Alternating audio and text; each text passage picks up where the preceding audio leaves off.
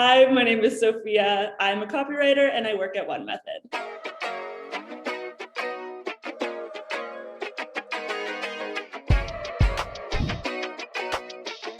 I think it was Beth she's actually now a copywriter. She switched over, but when we were in school together, she was in the art director program and we were working a lot together, and I believe she actually introduced me to it. So I heard about it through Beth. Hello, Beth.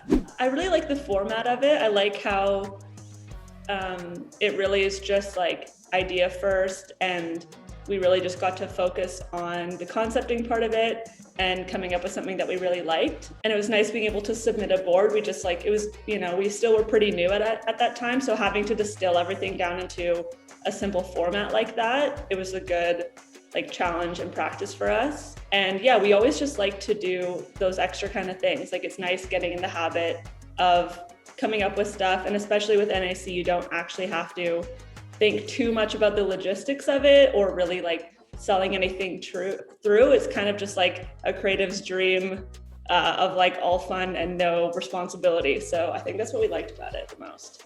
I would rate my experience with NAC as quite high. I would say it's one of my favorites. I've entered it a couple times and I actually just did again. So yeah, it's high enough for me to keep coming back. It's a good experience. And again, it's challenges you to get out of the swing of your everyday job mind and just get to play around. So, hi.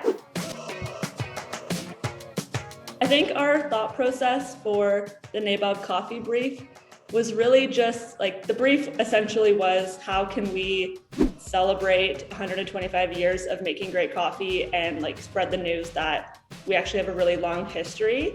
At first we really were thinking about the past and what sort of history things we could do. And then we really just wanted to flip it and think, how can we take this message and really communicate it in a way that is fun for the present too? And I actually think it was someone who isn't even in advertising at the time. We were chatting with them about it and we weren't even really talking about it. And they said something along the lines of don't you just love, it's one of those things where it's really worth the wait.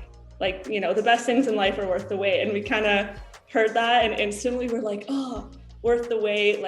It took 125 years to get here to make this perfect cup of coffee, but we think it was worth waiting this whole time. And when we heard that, we kind of just were okay, we should go for it. And also, I think it was on the same day that it was due.